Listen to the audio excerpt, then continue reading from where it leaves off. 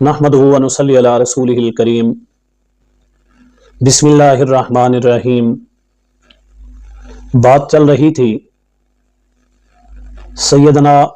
خبیب بن نذیر رضی اللہ تعالی عنہ کی، جس کو روایت کیا حضرت سعید بن عامر رضی اللہ تعالی عنہ نے۔ حضرت خبیب کے اس مسئلے کے بعد قریش مکہ واپس اپنی زندگی میں لوٹ آئے۔ بڑے بڑے واقعات، بڑے بڑے حادثات کو دیکھ کر حضرت خبیب بن عدی رضی اللہ تعالی عنہ کی شہادت کے واقعے کو بھلا بیٹھے۔ ان کے ذہن سے بھی یہ بات نکل گئی کہ ہم نے حضرت خبیب بن عدی کے ساتھ کیسا رویہ رکھا، لیکن ان مشرکین میں موجود ایک نوجوان سعید بن عامر رضی اللہ تعالی عنہ حضرت خبیب رضی اللہ تعالی عنہ کی مظلومیت، ان کے دردناک قتل کے اس تکلیف دہ منظر کو اپنے ذہن سے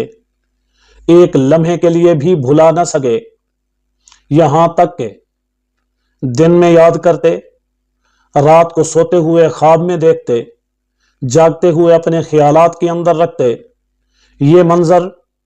یہ کیفیت ہمیشہ ان کی نگاہوں کے سامنے رہتی۔ حضرت خبیب رضی اللہ تعالی عنہ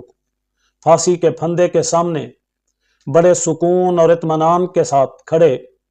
2 رکعتیں ادا کر رہے ہیں، اور ان کے کانوں میں ہر وقت ان کی درد بھری نگاہیں، ان کے وہ الفاظ، قریش کے وہ انداز، قریش کو دی ہوئی بد دعائیں، ہر وقت اس بات کا انہیں ڈر لگا رہتا کہ کہیں آسمان نہ گر پڑے، کہیں اللہ تعالیٰ کا عذاب نہ آئے، کہیں اللہ تعالیٰ کوئی چٹان کے ساتھ مشرکین مکہ کو تباہ و برباد ہلاک نہ کر دیں۔ جس انداز سے انہوں نے حضرت خبیب رضی اللہ تعالی عنہ کو شہید کیا، یہ باتیں ان کے دل کے اندر، ان کے دماغ کے اندر سوالات پیدا کرتی۔ ایک سوال تو یہ تھا کہ انسان زندگی کے آخری سانس تک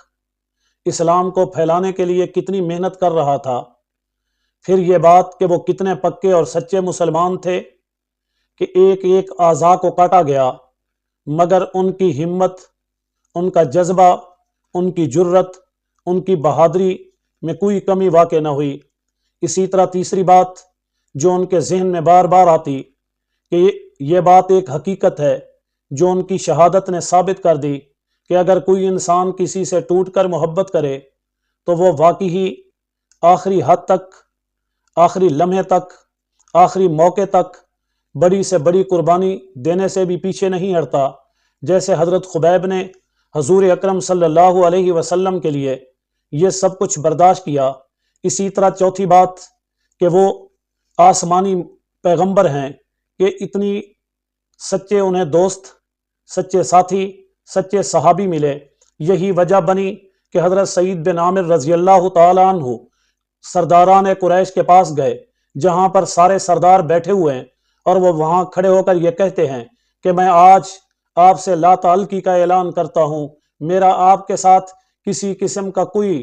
آئندہ کے لیے تعلق نہیں ہوگا۔ میں آج آپ کو الوداع کہہ کے اس کفر کو، اس بتوں کی عبادت کو، اس شرک کو، ان منات اور لات اور عزا کو آج میں الوداع کہہ رہا ہوں۔ میرا تمہارے جھوٹے مذہب سے، جھوٹے دین سے کوئی تعلق نہیں۔ یہی کہتے ہوئے انہوں نے سرداران مکہ کے سامنے یہ کہا، لا الہ الا اللہ محمد الرسول اللہ، میں اللہ تعالیٰ کا کلمہ پڑھ کے حضور علیہ الصلوۃ والسلام پر ایمان لا کے آج علل اعلان آپ کو کہہ رہا ہوں کہ میں مسلمان ہوں، آپ جو چاہے کریں، آپ سے جو ہو سکتا ہے کریں، میں اسلام سے پیچھے ہٹنے والا نہیں۔ میں نے خبیب بن عدی رضی اللہ تعالیٰ عنہ کی شہادت کو دیکھا، وہ شہادت میرے لیے سبق بن گئی کہ میں اب جان تو دے سکتا ہوں پر ایمان نہیں دے سکتا۔